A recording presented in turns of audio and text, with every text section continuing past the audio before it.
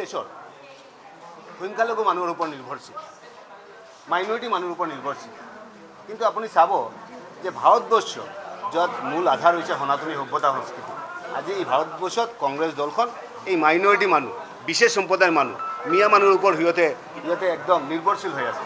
কিছু পাৰ্টি এটা পাৰ্টি যদি যে বিশেষকৈ মাইনৰিটি মানুহ, মিয়া মানুহক খুচি ৰাখিবৰ কাৰণে ৰাম মন্দিৰত নাযায়, এই পাৰ্টি যদি দেখা যায় যদি যে য'ত নেকি পাহাৰত উচ্ছেদ অভিযান যেতিয়া চলে, তেতিয়া যদি দেখা যায় ইটো পাৰ্টিয়ে এই উচ্ছেদ অভিযানৰ বিৰোধিতা কৰে। যেতিয়া দেখা যায় যে আমাৰ ৰাষ্ট্ৰীয় ঘাইপথত যেতিয়া আমাৰ যেতিয়া নামে, যেতিয়া দেখা যায় S-400 আমি কিনো, যেতিয়া দেখা যায় ৰাফেল আমি কিনো, যেতিয়া দেখা যায় সুৰক্ষাৰ ক্ষেত্ৰত, ভাৰতবৰ্ষৰ সুৰক্ষাৰ ক্ষেত্ৰত আমাৰ গভৰ্ণমেণ্ট নৰেন্দ্ৰ মোদী ডাঙৰীয়াই বিশেষকৈ এটা পদক্ষেপ তেওঁৰ যিটো অৰিহণা, তেওঁৰ যিটো মাইণ্ডছেট, মই ভাবোঁ আমাৰ গোটেই ভাৰতীয় আমাৰ সমৰ্থন কৰিব লাগে। এইটো সময় দেখা যায় যে কংগ্ৰেছে বিৰোধিতা কৰে, সিহঁতে পাকিস্তান প্ৰেমী হৈ থাকে, সিহঁতে সংখ্যালঘু প্ৰেমী হৈ থাকে, সিহঁতে মিয়া প্ৰেমী হৈ থাকে, আৰু সিহঁতে এক্টিভিটিয়ে গম পোৱা যায়। এইটো কাৰণে মই ভাবোঁ আজি এই পবিত্ৰতাৰে বিজেপি যেতিয়া সোমোৱা হয়, তেতিয়া সনাতনী সভ্যতা সংস্কৃতি আৰু এটা পবিত্ৰ এটা বাতাবৰণ থাকে। আজি এই দলত যোগদান কৰিলোঁ আৰু মই ভাবোঁ যে যোগদান কৰাৰ লগে লগে আমি বিজেপিৰ সৈনিকে হয়, আমি আমাৰ মাননীয় মুখ্যমন্ত্ৰী হেমন্ত বিশ্ব শৰ্মাৰ সৈনিকে হয়, আমি নৰেন্দ্ৰ মোদীৰ সৈনিকে হয়, আৰু আগন্তুক দিনত এই দলৰ ভালৰ কাৰণে যি কাম কৰিব লাগে আমাৰ নিশ্চয় এজন সৈনিক হিচাপে কৰি থাকিম। আৰু এই দলত বেয়া হোৱা এনেকুৱা কোনো কাম আমি নকৰোঁ য'ত নেকি আমাৰ দলৰ বেয়া হয়। এটা আগন্তুক দিন যাতে আমাৰ সভ্যতা সংস্কৃতি মাননীয় মুখ্যমন্ত্ৰী কৈ যোৱাৰ পিছতে আমাৰ কিবা কথা থাকে নেকি? আমি টিকট পোৱাৰ কাৰণে বিজেপিত অহা নাই, আমি টিকটটো লাগিব বুলি এনেকুৱা অহা নাই। আমাৰ উদ্দেশ্য হৈছে ৰাষ্ট্ৰ নিৰ্মাণ, আমাৰ উদ্দেশ্য হৈছে আমাৰ ৰাজ্যখনক সভ্যতা সংস্কৃতি, আমাৰ উদ্দেশ্য হৈছে বৰাকবেলীখন আগবঢ়াই লৈ যাব লাগে। আৰু বিশেষকৈ আপুনি মিনি ছেক্ৰেটাৰিয়েট কওক, আপুনি আমাৰ এক্সপ্ৰেছ হাইৱেৰ কথা কওক, বৰাকবেলী এক্সপ্ৰেছ হাইৱেৰ কথা কওক, আমাৰ এলিভেটেড কৰিডৰৰ কথা কওক, এই গোটেই মিলিকেনে যদি দেখা যায় বৰাকবেলী ডেভেলপমেণ্ট ডিপাৰ্টমেণ্ট কৰা হৈছে, এই যে বৰাকবেলীৰ উন্নয়নৰ ক্ষেত্ৰত যিটো মুখ্যমন্ত্ৰীৰ যিটো অৰিহণা, যিটো গভৰ্ণমেণ্টৰ যিটো অৰিহণা, আমাক ছাপোৰ্ট কৰিব লাগে। আপুনি কৈছে আপুনি বিধায়ক হ'বলৈ অহা নাই, কিন্তু কাটিগড়ত কিন্তু নতুন সমষ্টি হিচাপে লৈ আপুনি তাত ইতিমধ্যে আৰম্ভ কৰিছে কাম। কিবা কোনো সমষ্টিত কাম কৰা কিবা এইটোত কিবা বাধ্যবাধকতা আছে নেকি? মাননীয় মুখ্যমন্ত্ৰীয়ে কৈ গ'লে যে আজি জইন কৰি কেনে কোনো টিকট পাবলৈ কোনো হেৰিয়া নাই, কাম কৰিবলৈ কি অসুবিধা? ৰাইজৰ যদি ভালে হয় আৰু আমি যদি কিছুমান কাম কৰি কেনে ৰাইজৰ কাম কৰোঁ, তেনেহ'লে এইটো অসুবিধা কি আছে? মই কৈছোঁ মাননীয় মুখ্যমন্ত্ৰী কিবা কৈ যোৱাৰ পিছতে মোৰ কমেণ্টছ দিয়াটো এইটো ভাল লাগে। আমাৰ মনৰ কথাটো মুখ্যমন্ত্ৰী ডাঙৰীয়াই কৈ গ'ল যে টিকট পাবলৈ আমি এইটো প্লেটফৰ্মত অহা নাই, আমি টিকট পাবলৈ অহা নাই, কিন্তু ৰাইজৰ সেৱা কৰাৰ কাৰণে এই দলে যিটো সিদ্ধান্ত লয়, এই দলে যিটো দায়িত্ব দিয়ে, আমি দায়িত্ব পালন কৰিম।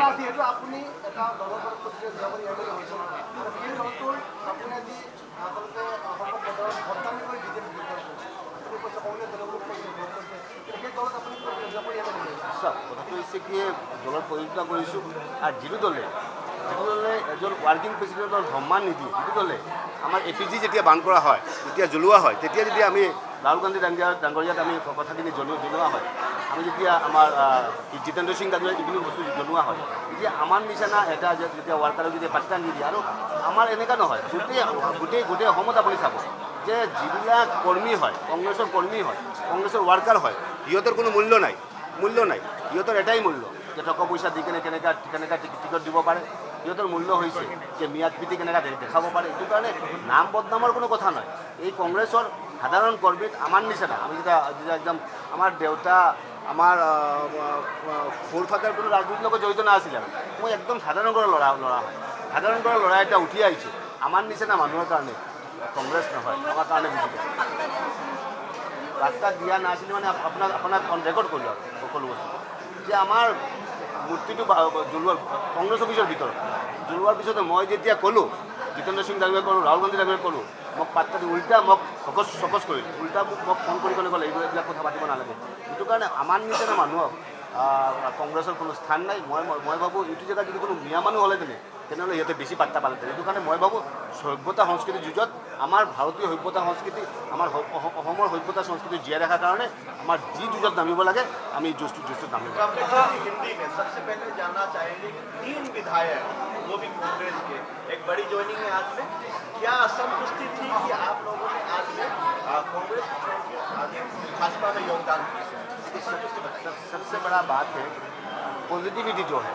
एक बात तो है पॉजिटिविटी, एक बात है असंतुष्टि। जो पॉजिटिविटी है जो है, जो विकास का जो झटका है, जो आप अगर आपको देखा जाए तो पूरे भारत में आसाम ही ऐसा स्टेट है, ऐसा ग्रोइंग स्टेट है जिसने हमारे मुख्यमंत्री हेमंत बिश्व शर्मा जी के नेतृत्व में इस कुछ दिनों में ऐसा कुछ डेवलपमेंट काम किया है जो हम किसी लोग हम अस्वीकार नहीं कर सकते। एक बात है। दूसरा बात है हमारा जो सुरक्षा के बारे में हमारे जो गवर्नमेंट जो हमारे जो वर्तमान प्रेजेंट जो गवर्नमेंट है हेमंत बिश्व शर्मा नगरिया बीजेपी लेड गवर्नमेंट जो काम किया है, हमारा जो पहाड़ में जो इविक्शन जो हो रहा है, हमारे जो सिक्योरिटी के बारे में हमारे नरेंद्र मोदी जी ने जो कदम उठाया है उसको हमको मानना पड़ेगा।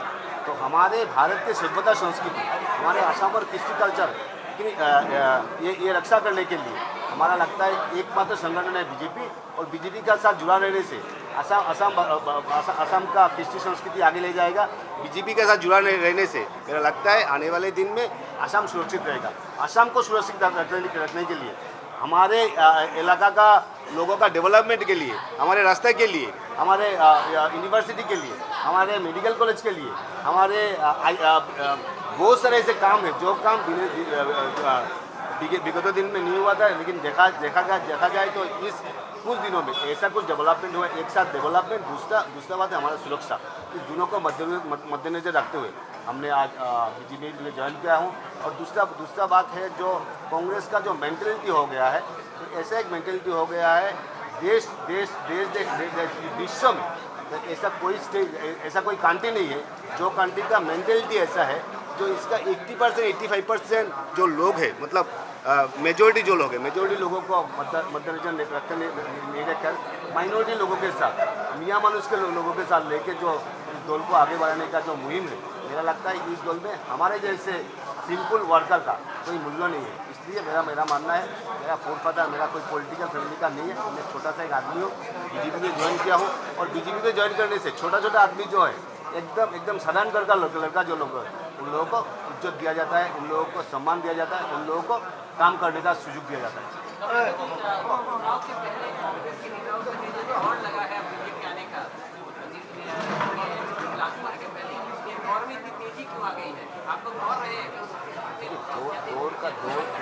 दौर का बात ये है कि असम को सुरक्षित रखने के लिए बात ये है कि डेवलपमेंट हम देख रहा है जो दूसरा कॉन्स्टिट्यूंसी में डेवलपमेंट हो रहा है, वहाँ पे मेडिकल कॉलेज हो रहा है, वहाँ पे रास्ता घाट हो रहा है, वहाँ पे ब्रिजेज हो रहा है। तो अगर दूसरा पे हो रहा है, हमारा यहाँ पे अगर काम कम हो रहा है, तो अगर मुख्यमंत्री के साथ हमारे ऑनरेबल चीफ मिनिस्टर के साथ हम रहेंगे तो हमारे डेवलपमेंट तरक्की होगा।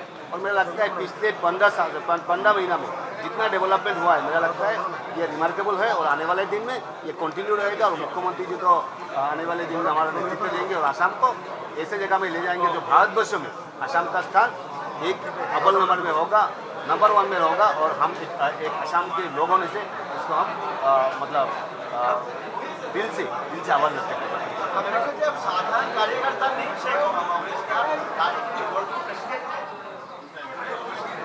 वर्किंग प्रेसिडेंट तो हम भी थे, वर्किंग प्रेसिडेंट तो राणा गोस्वामी भी थे, और ऐसा नहीं है तो ऐसा क्यों हुआ? आप तो ये भी प्रश्न कर सकते हो।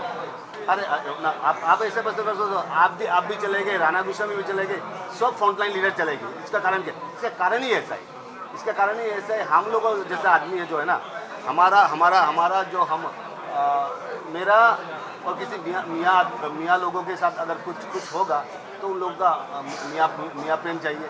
और दूसरा बात है अगर एपीजी बांध करेगा कुछ मियाँ लोग दूसरा कोई कम्युनिटी का लोग, अगर उसका ऊपर आप बोलेगा जाके जाए ना हमारा ऐसा किया, मेरा एपीजी बांध किया है, उसका ऊपर कार्रवाई किया जाए, उसका ऊपर कार्रवाई नहीं होगा।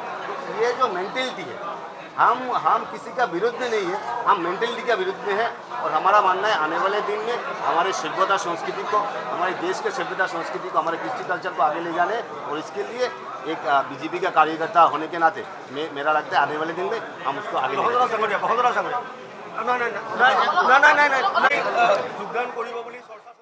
ज्वाइन किया है। उसका एक ही मकसद है, हमारा देश, राष्ट्र और असम का सुरक्षा।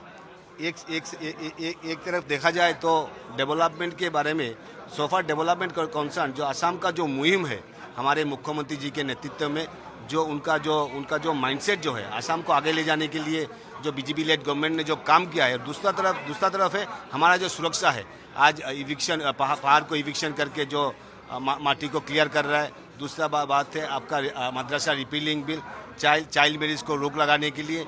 और आपको दिखा जाए तो हमारे कुछ दिन पहले जेट भी हमारे राष्ट्रीय घाईपथ में जो अभी अवतरण किया है। तो ये जो मुहिम जो है मेरा मानना है एक बीजेपी एक असम के एक नागरिक होने के नाते हम सब लोग बीजेपी के साथ रहना है। और इसलिए आज असम को सुरक्षित रखने के लिए, देश को सुरक्षित रखने के लिए, देश को आगे ले जाने के लिए बीजेपी का जो मुहिम है हम इसके साथ है और आने वाले दिन में निश्चय उसको आगे ले जाएंगे।